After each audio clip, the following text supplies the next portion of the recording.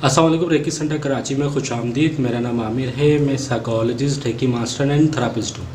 आज का टॉपिक भी कंपेयर करने के हवाले से है। आज इस पर डिस्कस करेंगे। अगर आप मेरे चैनल पर नए हैं और आपने मेरा चैनल अब तक सब्सक्राइब नहीं किया, इसको सब्सक्राइब कर लें और ये वीडियो उन पेरेंट्स तक लाजमी पहुँचाइएगा जिनको इसकी ज़रूरत है। शुक्रिया।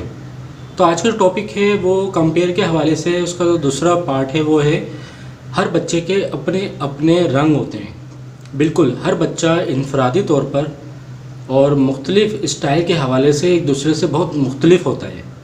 अगर उसके लिखने, बोलने, उसकी ग्रोथ के हवाले से भी अगर देखा जाए तो दूसरे बच्चों से क्या हद तक कि वो अपने बहन भाइयों से मुख्तलिफ़ होता है। अब पढ़ाई की मिसाल से समझ लेते हैं। अक्सर बच्चों में आपने इस तरह की नेचर देखी होगी और एबिलिटी भी देखी होगी। बहुत से बच्चे चलते फिरते याद कर रहे होते हैं, उनको याद हो जाता है। बाज़ बच्चे पूरे दिन में याद करते हैं, बाज़ बच्चे रात की रोशनी में याद कर रहे होते हैं, रात में जो जाग के याद करते हैं। अक्सर कुछ मज़मून बहुत मुश्किल लगता है, कुछ को बहुत आसान लगता है।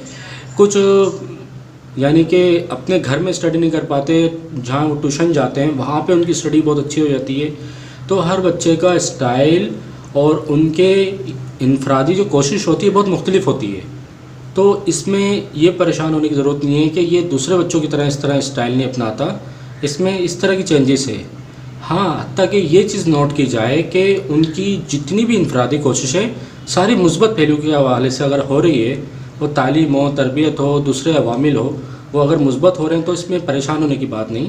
क्योंकि हर बच्चा एक दूसरे से बहुत मुख्तलिफ है और हर बच्चे के एक दूसरे से बिल्कुल रंग है। जैसे देखें, बच्चे तो एक स्कूल में क्लास में सब बच्चे एक ही सेम ग्रुप, एज ग्रुप के तकरीबन होते हैं, लेकिन उनके जो पेरेंट्स होते हैं वो बड़े मुख्तलिफ होते हैं। दूर दराज इलाक़ों से कहीं से ताल्लुक़ रखते हैं, लेकिन बच्चा एक जगह स्टडी कर रहा होता है, लेकिन हर जो पेरेंट्स होते हैं उनका ताल्लुक़ दूर दूर से होता है। उनकी जॉब की नौयत भी बड़ी मुख्तलिफ होती है। तो इसी तरह बच्चों के अंदर भी जो खदोखाल होते हैं वो बड़े मुख्तलिफ होते हैं। तो उनके हिसाब से उसको कंपेयर किसी से भी ना करें।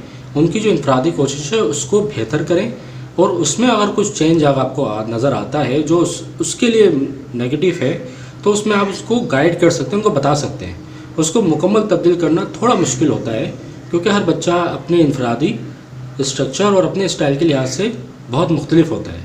तो उम्मीद करता हूँ टॉपिक से आपको कुछ आइडिया हुआ होगा। अगर आप किसी की काउंसलिंग या थेरापी कराना चाहते हो तो आप मुझसे रब्ता कर सकते हैं। मेरा नंबर स्क्रीन पे शो रहा होगा। शुक्रिया।